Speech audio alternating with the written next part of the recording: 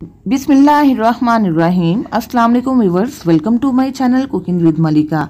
उम्मीद है कि आप सब खैर आफियत से होंगे। अल्लाह ताला आपको हमेशा खुश और आबाद रखे, आमीन सुम्मा आमीन। तो व्यूअर्स, आज हम बहुत ही मज़ेदार किस्म का आलू मटर का पुलाव बनाने की रेसिपी आपके साथ शेयर करने जा रहे हैं। ये पुलाव खुशबूदार और मसालेदार कैसे बनेगा और कैसे इतना लजीज और खिले खिले चावलों के साथ हमने आलू मटर पुलाव तैयार किया है, इंशाल्लाह सारी ही बातें आज आपसे शेयर होंगी। तो इसी के लिए हमने क्या करना है, सबसे पहले एक बर्तन रख लेना है चूल्हे के ऊपर। इसके अंदर हाफ कप ऑयल शामिल कर देना है और इसके अंदर 2 मीडियम साइज के प्याज शामिल करके इसको गोल्डन कलर आ जाने तक फ्राई कर लेना है। जैसा कि आप देख सकते हैं कि प्याज फ्राई हो चुका है और इसके अंदर शामिल कर देंगे 1.5 टेबलस्पून के करीब जिंजर गार्लिक यानी कि लहसुन अदरक का पेस्ट, और इसको भी हमें 2 से 3 मिनट के लिए पकाना है ताकि इसकी रॉ स्मेल खत्म हो जाए और एक अच्छी सी खुशबू आ जाए पुलाव के अंदर। तो बस यही छोटी छोटी सी बातें होती हैं जो पुलाव को बहुत ज़्यादा लजीज और मज़ेदार बना देती हैं। बहुत ही सिंपल और आसानी के साथ लेकिन बहुत ही मज़ेदार पुलाव तैयार होने वाला है। इन्हीं ट्रिक्स को आपने ज़रूर फॉलो करना है और मुझे फीडबैक देना मत भूलिएगा। जैसे ही लहसुन अदरक की खुशबू आना शुरू हो जाएगी, इसके अंदर कुछ साबुत मसाले शामिल करेंगे। 2 बे लीव हैं, 15 से 20 दाने काले मिर्च के हैं, 1 सिनेमन स्टिक यानी कि दालचीनी का टुकड़ा है, 2 छोटी इलायची हैं, 4 अदद लौंग है, 1 टीस्पून शाहजीरा ले लिया है, 2 बादियान के फूल हैं और 1 बड़ी इलायची है। इन सारे ही साबुत मसालों को शामिल करने से आलू मटर का जो पुलाव है ना, बहुत ही ज़्यादा खुशबूदार बनेगा। तो जी हाँ व्यूअर्स, ये भी एक ट्रिक है, आपने याद रखनी है। कुछ साबुत मसाले भी आपने शामिल करने हैं जिससे कि पुलाव बहुत ही ज़्यादा लजीज भी बनता है और खुशबूदार बनता है। इन मसालों को भी 1 मिनट के लिए हमें फ्राई करना है और फ्राई करने के बाद एक और ट्रिक जो आपको याद रखनी है वो ये है कि आलूओं की थोड़ी सी भुनाई करनी है इन मसालों के साथ। आधा किलो मैंने आलू ले लिए हैं, इनको जिस तरह मैंने काटा है आप देख सकते हैं, छोटे छोटे क्यूब्स में कट कर लिया है ताकि ये अच्छे से फ्राई भी हो जाएं और जल्दी से गल भी जाएं। कटिंग आप अपने फ्लेवर के, अपने टेस्ट के अकॉर्डिंग जिस तरह भी करना चाहते हैं ना कर सकते हैं। तो बस इसको हमें 5 से 6 मिनट के लिए फ्राई करना है ताकि ऊपर एक अच्छी सी गोल्डन सी लेयर आ जाए। और उसके बाद इसमें शामिल कर देंगे मटर, जिनको हमने धो लिया हुआ है। धोने के बाद बास्केट में डाल दिया था ताकि सारा इसका पानी निकल जाए और ये अच्छे से फ्राई हो जाए। मटरों को भी हमने 1 से 2 मिनट के लिए हाई फ्लेम पे फ्राई कर लेना है। दोनों ही चीज़ों को फ्राई करने से पुलाव के अंदर बहुत ही अच्छा फ्लेवर आएगा, इसलिए व्यूअर्स आपने ये स्टेप ज़रूर करना है। 2 अदद टमाटर हैं जिसको बारीक बारीक कट कर लिया है। इसी तरह 2 अदद हरी मिर्चें हैं, इनको भी बारीक बारीक कट कर लिया है। इन दोनों ही चीज़ों को आलू मटर के अंदर डाल देते हैं, इसको अच्छे तरीके से मिक्स कर लेते हैं। यहाँ पे हमें पानी डालने की ज़रूरत महसूस नहीं होगी क्योंकि टमाटरों का अपना ही मॉइस्चर पानी होता है, जिससे ये थोड़े से गल भी जाएंगे और हमारे टमाटर भी सॉफ्ट हो जाएंगे। तो बस 5 मिनट के लिए हमें बिल्कुल लो फ्लेम पे इन सबको पका लेना है। तो चलिए व्यूअर्स, 5 मिनट गुजर चुके हैं।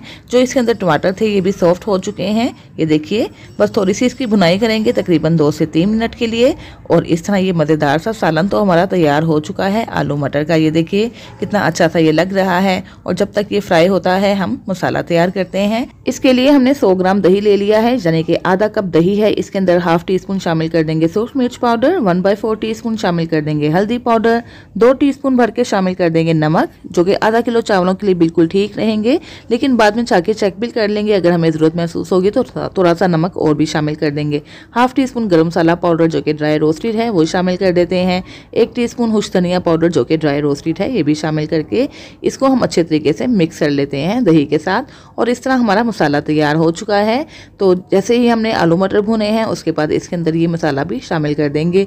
फ्लेम यहाँ पे लो कर देंगे क्योंकि दही है जल्दी जल जाता है, इसलिए अपने लो फ्लेम पे दही को फ़ौरन से ही मिक्स कर लेना है ताकि दही के अंदर भी फुटिया ना बन पाए। तो बस दही को भी हमें 1 से 2 मिनट के लिए पका लेना है ताकि दही का कच्चापन खत्म हो जाए। और यहाँ पे आपको बबल्स नज़र आना शुरू हो गए हैं। भुनाई मुकम्मल हो चुकी है।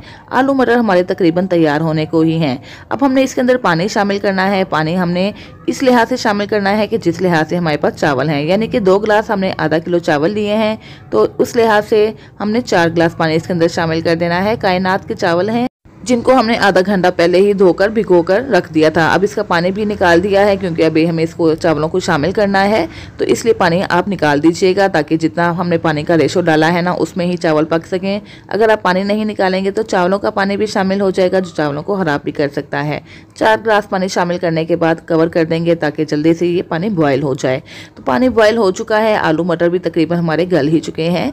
अब थोड़ा सा यहाँ पे नमक भी चेक करेंगे। अगर आपको ज़रूरत महसूस हो तो आप अपने टेस्ट के अकॉर्डिंग यहाँ पे नमक भी एडजस्ट कर सकते हैं। यहाँ पे तकरीबन 1/4 टीस्पून के करीब मैंने नमक भी ऐड कर दिया है अपने टेस्ट के अकॉर्डिंग। तो चलिए बस अब क्या करना है, हमें चावल डाल देने हैं।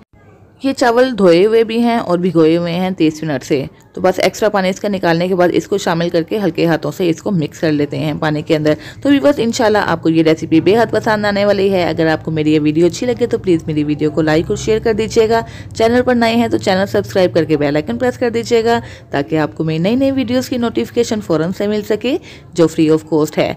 पानी डालने के बाद और चावल डालने के बाद हमने इसको पका लिया है। उस वक्त तक पकाना है जब तक कि चावलों का पानी खुश्क हो जाए। थोड़ा सा पानी इसके अंदर रहने देंगे ताकि स्टीम बन सके और ये अच्छा सा दम आ सके। 15 से 20 मिनट के लिए हमने हल्की आंच पे दम पे इसको रखना है और उसके बाद मैं इंशाल्लाह आपको इसकी फाइनल लुक दिखाऊंगी। तो ये लीजिए बस 20 मिनट गुजर चुके हैं। बहुत ही खुशबूदार और फ्लेवरफुल चावल तैयार हो चुके हैं। दम के बाद 5 मिनट तक आपने इसको चूल्हे पे ही रहने देना है, चम्मच नहीं चलाना है वरना चावल टूट जाएंगे। तो जैसे ही हमने चूल्हा बंद किया था 5 मिनट के बाद इसकी लुक आपको दिखा रहे हैं। तो ये देखिए कितने खिले खिले से और कितने मज़े के चावल तैयार हुए हैं। कोई भी दाना नहीं जुड़ रहा है और बहुत ही गले हुए चावल बने हैं, ये भी नहीं कि ये कच्चे हैं। तो चावलों की खासियत यही होती है कि ये खिले खिले से भी रहें और कच्चे भी ना हों। बहुत ही फ्लेवरफुल और बहुत ही खुशबूदार ये पुलाव तैयार हुआ है। इतनी प्यारी खुशबू आ रही है कि पूरे मोहल्ले में ही फैल गई है। व्यूअर्स ये कहने की बात नहीं है, जब आप इन तरीक़ों से ये पुलाव बनाएंगे तो वाकई ही आपको बहुत मज़ा आने वाला है। इसको आप सर्व कीजिए रायता के साथ, सलाद बना लीजिए और खूब मज़े कीजिए। घर के मसालों के साथ तैयार हो जाने वाला आलू मटर पुलाव आपकी खिदमत में हाजिर है। तो व्यूअर्स जल्दी से जाइए, मज़ेदार सा आलू मटर इन्हीं ट्रिक्स एंड टिप्स के साथ बनाइए और काइंडली मुझे फीडबैक देना मत भूलिएगा कि जो आपने आलू मटर पुलाव बनाया कैसा बना, आपके घर वालों को कैसा लगा। इंशाल्लाह सबको ही बेहद पसंद आने वाला है।